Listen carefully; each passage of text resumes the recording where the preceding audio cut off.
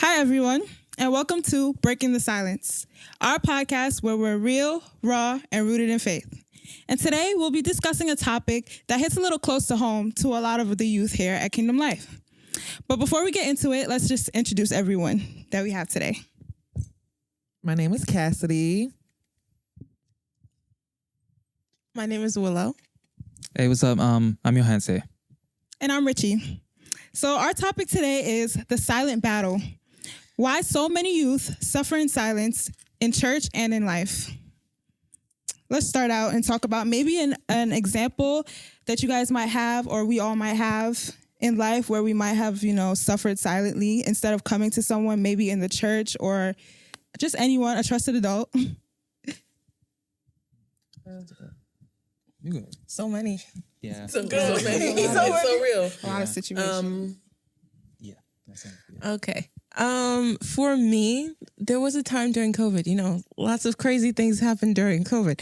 And I was going through a lot of mental struggles. And just because I think especially at that time, I guess mental health was kind of becoming more popular, but I didn't feel comfortable talking to people because it was like an intimate thing to talk about. And I think that's one struggle some youth might have, that they don't know how to bring up hard, difficult subjects because they may have a fear of rejection or fear of scrutiny, or sometimes unknowingly, like people can have the right heart, but they can forget that even though there's a spiritual side, there is a natural side to things, and there's some things that some other people may need. Like for some people, if they have a problem, they just need to pray about it. And with some people, they may need prayer and therapy. And I think in some ways, there can be some over-spiritualization of some subjects, some things that youth need actual help from, So go to therapy, guys. Yeah. Don't have much examples myself, but one thing I do notice often, there's because of all the pressure, especially from the last things you two said, from all the pressure from that, there's sort of a performativeness that you're kind of forced into, especially when you're young and growing up. Because when you're growing up in church and, the old people talk about youth when they're up on the stage doing their sermons, they talk about youth as more of, let me say, an idea or object. They're they're like the future. They're like a driving force, whatever. But they're also people as well, just people just as much as everybody else. And, they need to be dealt with in a certain way. And when that doesn't happen, they believe, while growing up and listening to that, they believe, okay, I'm supposed to be like this. So, and you pick up from how everybody else acts and you just go around in a performative manner. And when that happens, you kind of get a disconnect from who you are and what you're actually supposed to be doing in the church. Yeah. So that's one of the things I do notice, especially as a pastor's kid. That's definitely something that when you're younger, you grow up having to do as well. So yeah, I do have a bit of experience with that. But once you really understand yourself and have an identity and stuff like that, then that way you can do your own thing while, and staying rooted in God. But that's me. I guess an example for me is, I'm sure you guys know, I'm in the National Guard, and I just went to basic training last June, I think, just around there, last summer. And I got one phone call a week. And I had to, I just put on a brave face. Every time I got my phone and talk to my family, it's like, nobody wants to hear, oh, I'm struggling. Like, I'm having a hard time. I hate it here. So, I had to, put on a brave face for the most part. And I didn't really get to talk to anybody about it. But I think I found my peace in community, the people around me. And then also in, the Bible. I really started reading the Bible a lot. But the point is, I wasn't really able to talk to anybody from back home about how I was feeling while I was out there, how I was doing mentally, because I felt like I had to put on a brave face for everybody at home. So yeah, that's a big thing. I'm a PK too. So being a PK, or if you're growing up in church, there can be a lot of expectation because of your parents sometimes. And sometimes it's not even verbally said. It's like this known fact. And like, I remember this one time I just was not feeling great. Like, I did not want to be at church.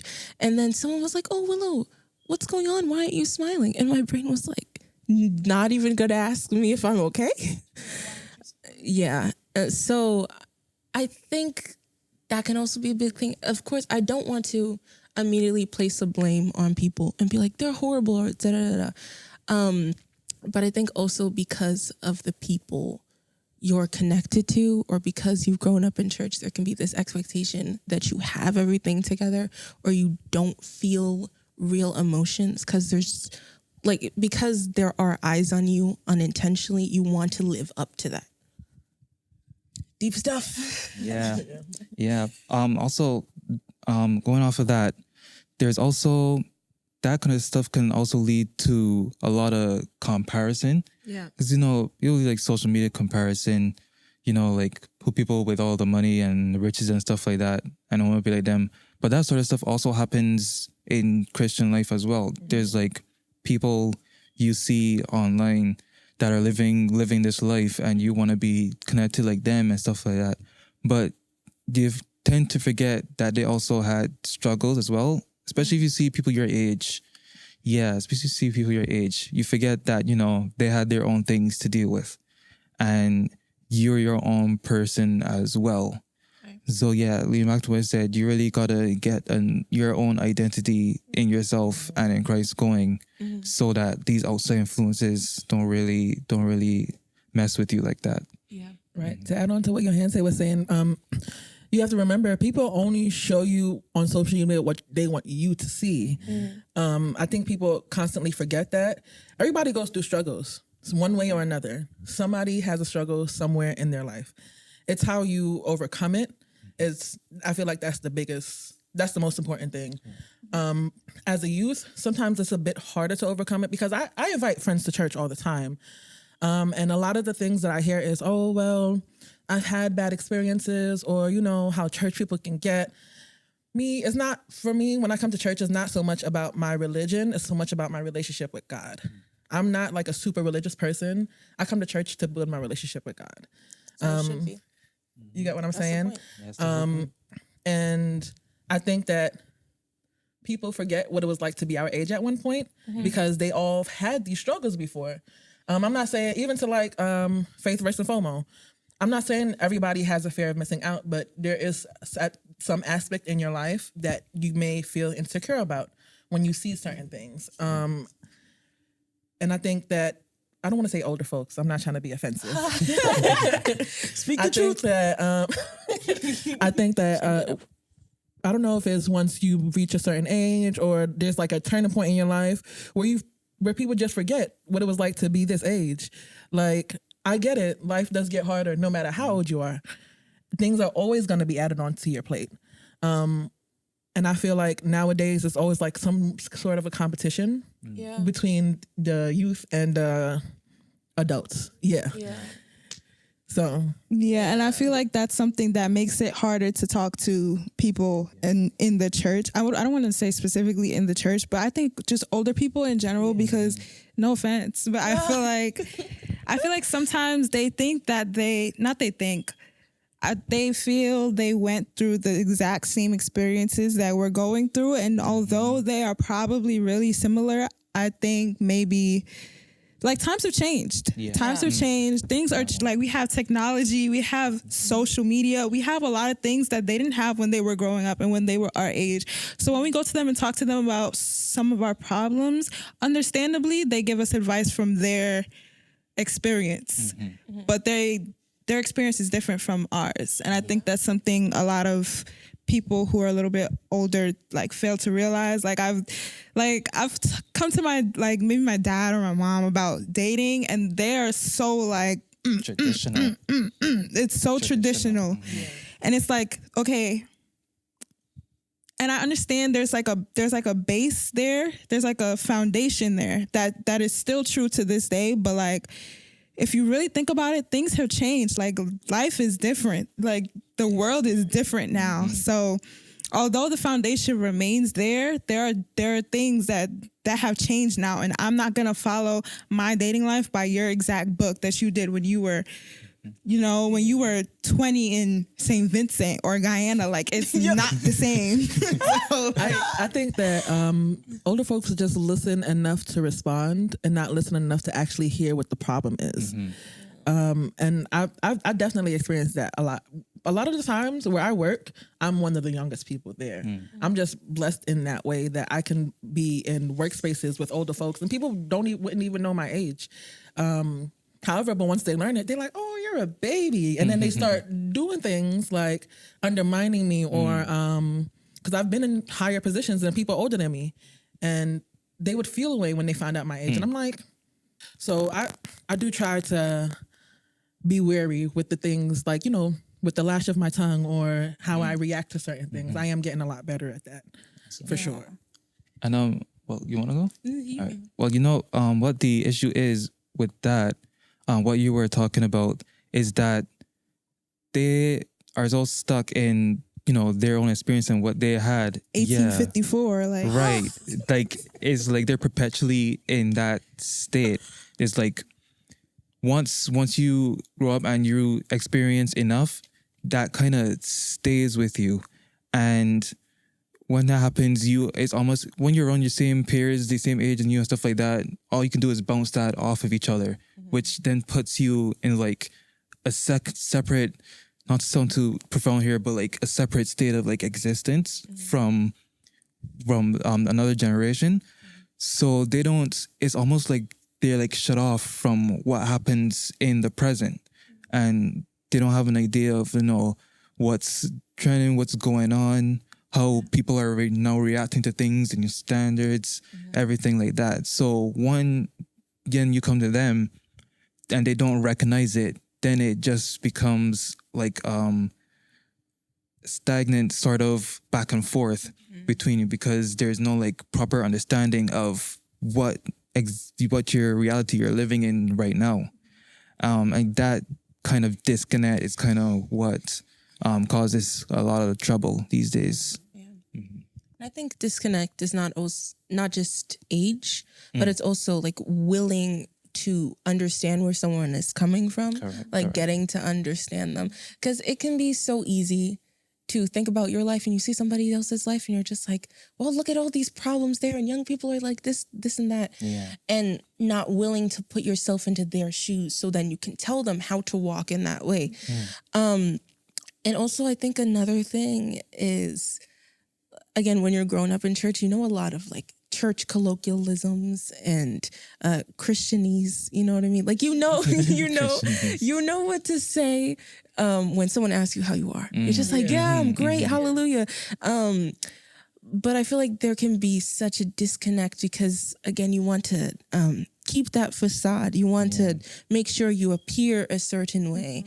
And there can be a lot of fakeness. Sometimes. Because you want to stick to what they recognize. Because once that happens, once you become something they don't recognize, it's a problem. And they think something is wrong with you. Right. Sadly. And just people are so interesting, so complex that I even think about how, for instance, I go to this youth group and I'm not very talkative there, and you guys know me, so I'm really talkative. So I even think about how there are different sides of me, and someone could make assumptions based on how I present myself in one way, and having that open mind to think, well, maybe how I see them isn't the full expanse of who they are, can help someone like a leader, an elder, whoever they are, to then help them walk out this walk.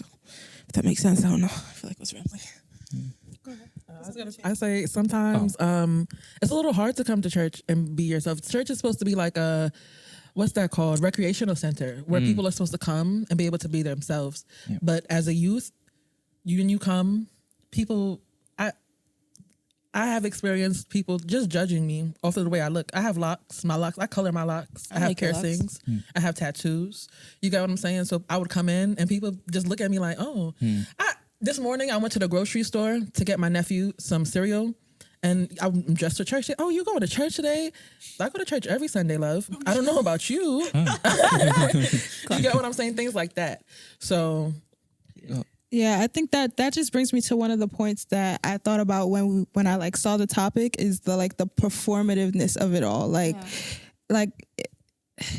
It's why I feel like so many youth might be suffering in silence is because we're expected to have, it's expected to be performative. We're expected to be one certain way. Like we're expected to wear dresses to our ankles. We're expected to, raise our hands. If you could be up there and you could be feeling it in your spirit and somebody will look at you and say, you need to raise your hands. Raise your hands.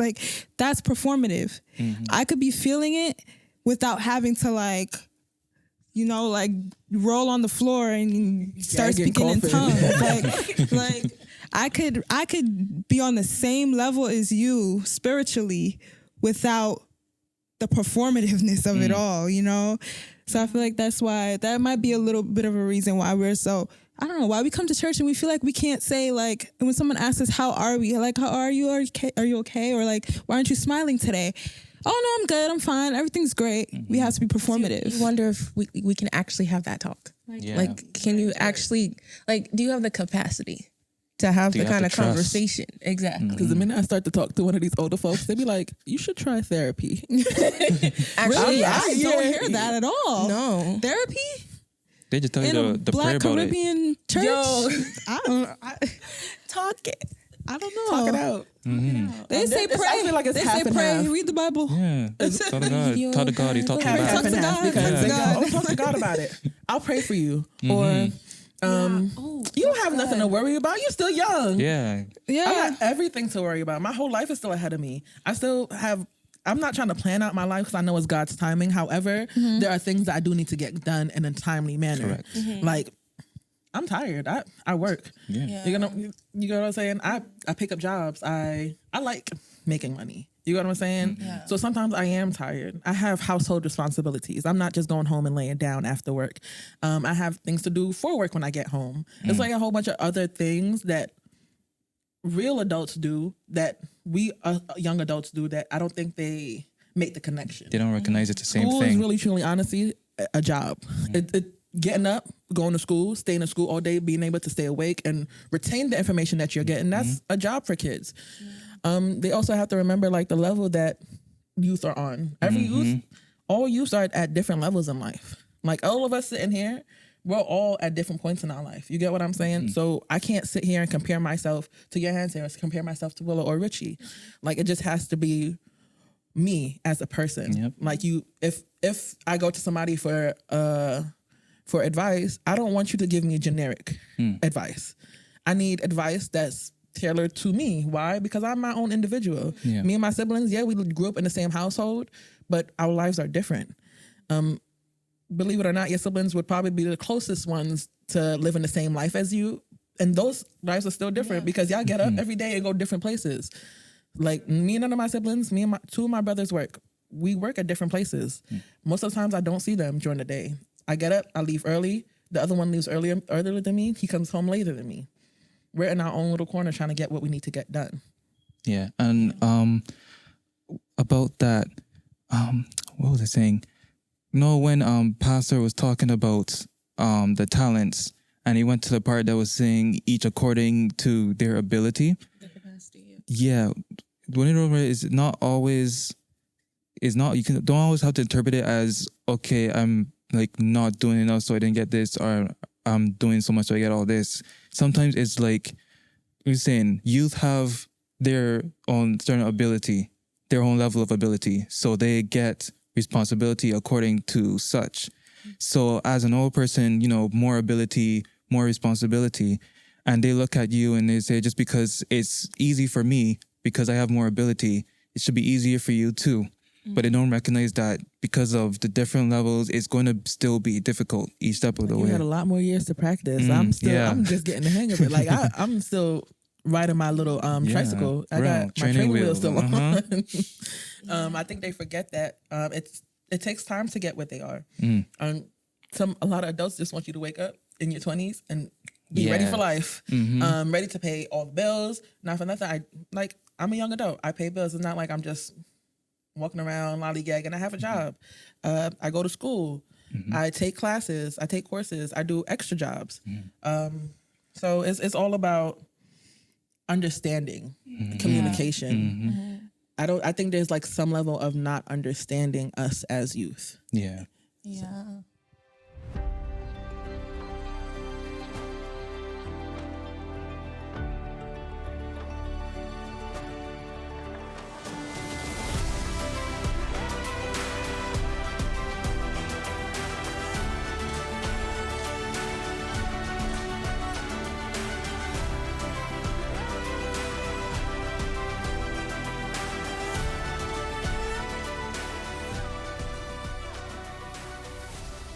Thank you so much for being a part of this incredible podcast. I think our youth did a phenomenal job. I hope you're enjoying it. And I also want to take this opportunity to give you a personal invitation to the International Prayer Summit. It's going down in January, from January 16th through the 18th in 2026. It's going to be an incredible experience. We're going to teach you how to live life without limits. Our theme is borderless. Are you? It's like communication without understanding. It's communication with understanding, and also with this, understanding is, open-mindedness. That's what I was trying to say. And also, that whole thing, when they changes depending on like where you're from, because in the Caribbean, you see how they wake up when you wake up as 20 and they expect you to think that bar gets like lower in different places. You can, once you turn 16, like sometimes when you turn 16 in the Caribbean, then you're big now. You're an adult, pretty much. You're out of school and you gotta work, do college, whatever. So yeah, they expect a little more there. But in different countries where they like age of content is different. The same thing applies. The same like expectations, and like somebody that's like, sometimes you cannot be built for that. So once that happens, all that extra pressure, and some people are younger when they get that pressure as well, it kind of does not help. It doesn't help sometimes. Yep. Like adding on to that, I just want to bring back up the topic of always constantly feels like we're in competition with the older people. Simply just because if I say I'm tired, well, you're not as tired as me because I do this and I do. That's not what I said. All I said is I'm tired. I have the right to be tired just like you have the right to be tired. I'm not trying to compete with you. I feel like that constantly happens, not on a regular basis. And it's not everybody, and it's not all the older folks. That's not what we're saying. We're saying there are people that if you do try to speak to them, this is the responses that we get, and it will shut us down from talking to other people. Because if I get a response like that one time, it only takes the one time. You know what I'm saying? It only takes the one time for me to never come in here and speak to anybody else. Like God is working on me with that. He is, but that's just how that's just how I react to things now. Yeah. I think that I like that you said that like God is working on you, because I think instead of like us putting all the blame on like the older generation or like maybe the mentorship that's in the church, I think sometimes we gotta reflect on ourselves a little bit and think, maybe why do we suffer in silence? Why do I suffer in silence? Maybe it's because of like something inside of me. Maybe I'm not comfortable sharing with anybody what I'm going through. Not just the people in the church, or like not just older people, with anybody. Why can't I share like how I feel? Why can't I express how I feel? You know? Yeah. No, sorry. Okay. Yeah, that's a deep thing. I know, especially with me when I was going through stuff back then, I placed a lot of blame on other people because I did not want to be accountable. And I've had to learn and realize that some of the problems I've had were because I didn't reach out and I didn't actually ask. So my immediate reaction was because they're acting this way, because like there's tension, and because it was uncomfortable. And a big thing with growth is that it's uncomfortable, and we can think that because it's uncomfortable, it's a sign that we should turn back, when actually it means that we're being stretched, we're being developed in a new way. We're working a muscle that we need to work at. And I think that's a big thing. Youth also need to know that they have to reach out. You have to actively look. The Bible says, seek and you will find. Right. So you have to actively look. And I think when you actually try to reach out to get hope, then those people will show up. Now, the thing is also, if you're in an environment that is not conducive for growth, that's another thing you need to realize. Because you may be, it's like you're trying to find fruit in some place that won't bear the fruit you want. Correct. Like, it's like seeds on a rocky path. like, I learned that. yes, it's like if I look at a tomato plant and I get mad that I don't get plums when it was never going to produce that Correct. because that it wasn't planted there. So also just being mindful of where you are, trying to figure out, well, will this place bear the fruit that I want it to? Will it be conducive to my growth? And sometimes you need to move out of the environment where you are to get to the place you need to be. Yes. And I think that's when you start reading your Bible and praying, because you're supposed to have a level of discernment first before you go and try anything like that, as you said. But yeah, I totally agree. You have to start somewhere. You can't be afraid of the what ifs. Can't be afraid of the what ifs. You kind of just have to trust in God and do it. Yeah. Just adding on to what Johansen said once again, the Bible is a book of relevant revelation. The Bible is timeless. So no matter what time period you are in, that's the one thing that can never be out of date, Correct. that can never be out of style, because there's so many different versions of the Bible that you can read, that you can get understanding from. There's study guides that comes with Bibles sometimes. I think as youth, one thing that Willow said is there's certain things we do have to take accountability for. You know what I'm saying? Because your whole life can't be woe is me, because whoop-de-doo. Like, at the end of the day, you're gonna be the future is now. Yeah. You get what I'm saying? That's you are the it. new adult. So as much as you want to blame everybody else, as much as everything can be everybody else's fault, once again, you don't come to church to fraternize with. Like, yes, it's good. Building relationships with people is good, and having the community is good, but that is not what you come to church to do. Yeah. You come to build your relationship with God, to feed your spirit man. You get what I'm saying? Yeah. You don't come to party like that. Correct. That's You preach right now. you know what I'm saying? And it's nice to have friends in church. It's nice but at the end of the day, that's not what you come here to do. So Yeah. I slightly disagree.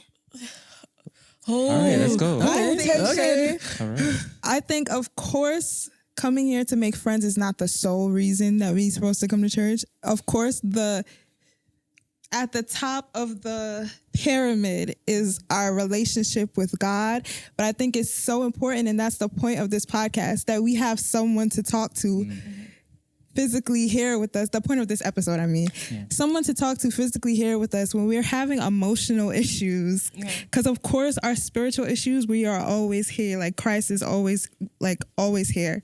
We always have someone to talk to in that regard. But sometimes there's stuff going on here in the physical world. There's stuff going on in my physical body that I have to speak to someone like I have to find here. some level of, That I agree with. I'm not saying that you don't come to church and don't talk to nobody. That's not what I'm saying. I'm saying if that's what you're coming and that's what you're focusing on the wrong things. Yes, you do want somebody to speak to, but what you should be focused on, me personally, this is my personal, focus on God. When I come, I want to listen to the word. You get what I'm saying? Yeah. At the end of church is when I go and fellowship. I We're here go for and fellowship you get what I'm too, as saying? well. Yes. That's like what I'm not saying don't come and don't talk to anybody. I'm not saying, come and be silent and sit in the corner. What I am saying is when you do come, remember what the building is for. The top of the pyramid. The top of the pyramid. Some people lose track of that.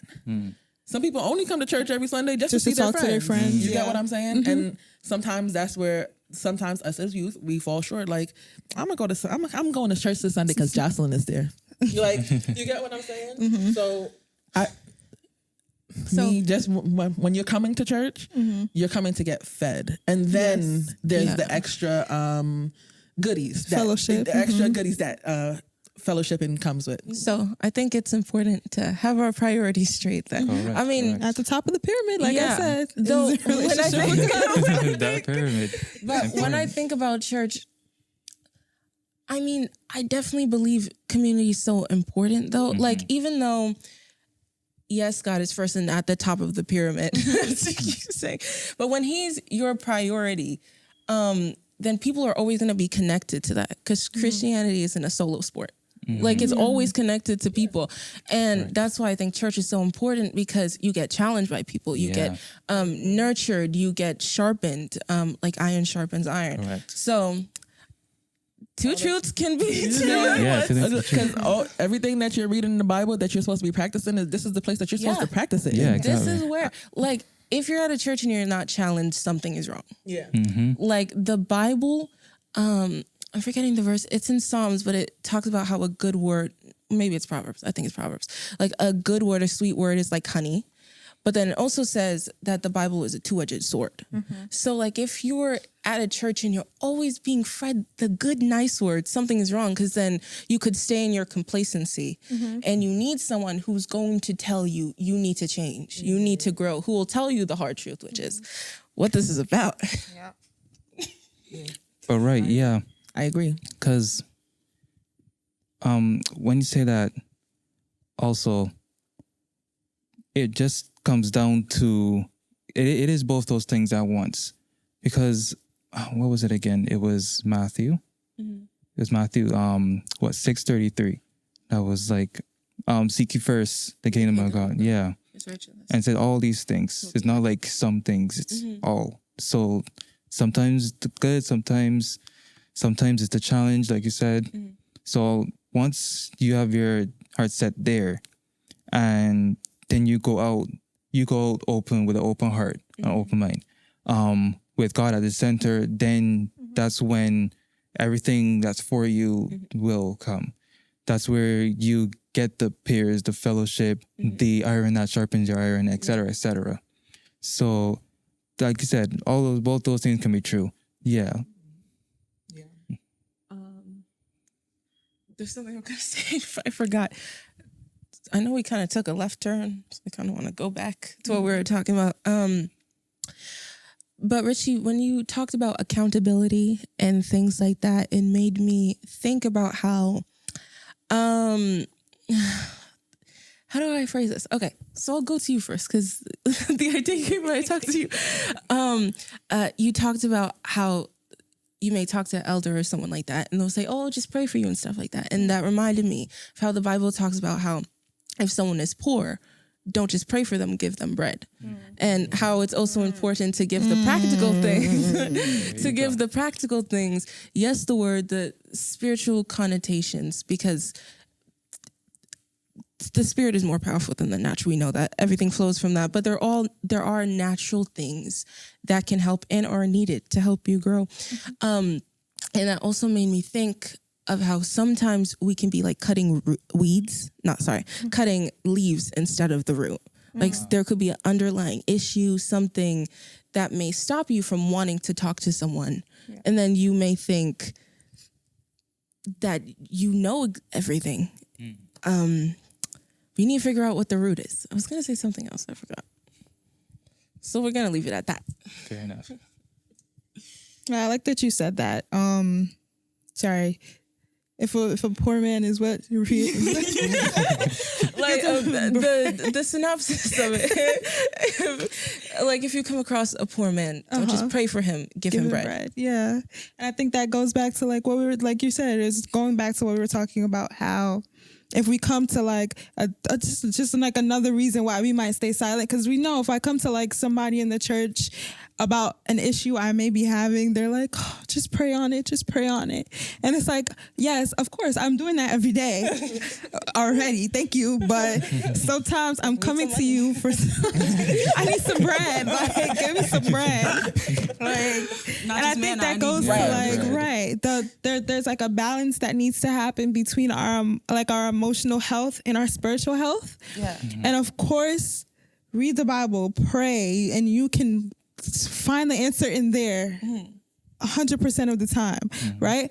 But in order for us to really apply it and really put it in, like, we have to have some type of stability emotionally for it to come out, like for us to like actually see that change in our life that the Bible is like trying to guide us to, like, or direct us to. And like sometimes what that takes is some like mentorship, like therapy, like something else, like somebody to like pull it out of us sometimes. So if I'm going to like an elder at the church, I don't want to say elder, that sounds crazy. Somebody at the church who might be a little bit older. Well, a young person can be an elder, spiritual elder. So. Or right, like I'm gonna need to hear more than pray about it. Step by step. Like, where do I start? Write this What do I down pray right about? here. Like, give me a list. Write it down. Like, I need it more plain. than pray on it. I need more.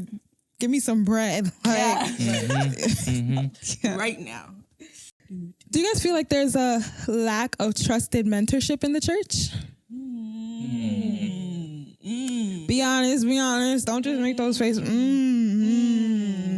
I'm gonna say yes. I feel like yes and no. Yeah, I feel like it depends on the house that you're in, Yeah. house of worship that you're in.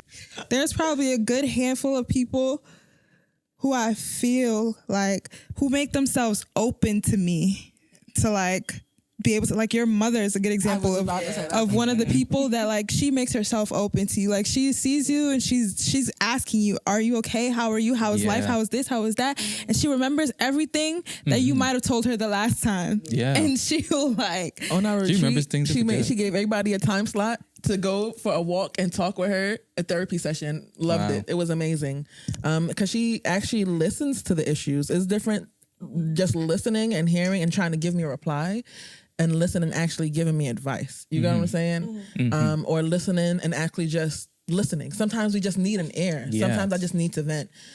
Because I have friends that, some of my friends are outside of church. Some of my friends are in the church. That is, having friends that are outside of church is okay.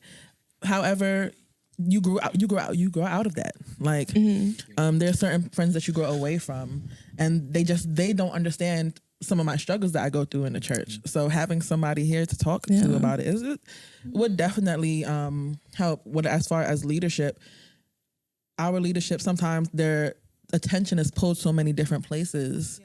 There's so much to be done. There's always so much to be done because our church is like a machine.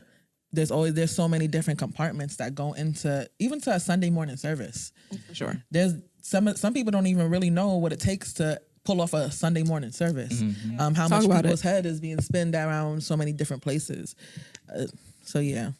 Can I say something? I think the reason why my mom can seem so personable is because, like, some leaders, because they can unintentionally be pedestalized and they're literally on a stage. Sometimes it can be hard for them to then sit in somebody else's seat and be humble with somebody else, because they can be so used to, like, I have all this knowledge, I have all this understanding, and now someone young is coming to me, so I'm going to teach them.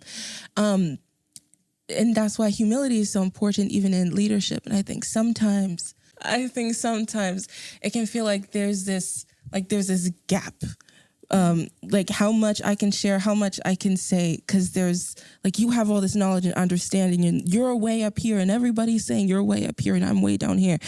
And like not having the mindset of Jesus, even though Jesus is Jesus, King of Kings, and yet he still sat down with people. Yeah. Like even the lowest of people, when they were at their lowest point, he still not like took off his crown, but he didn't let his authority restrict him from being with someone. And he went to them. No matter where they were, he went to them. That's the good point. Like being open. To go to them, listen to them, to not let the prowess you have restrict you from then listening to youth. And then also internal biases about youth can also restrict that a little, because it can be easy to be like, you kids are all on your phone and da-da-da-da. And when I was young, I was doing this. When I was young, you didn't have phones. And there's so much potential in youth if you allow them, give them the space to show it, and then give them the opportunity to show that it's in them, that's when they'll show it to you. I feel like that's really why perspective is a big thing, because like to somebody else, I could be succeeding.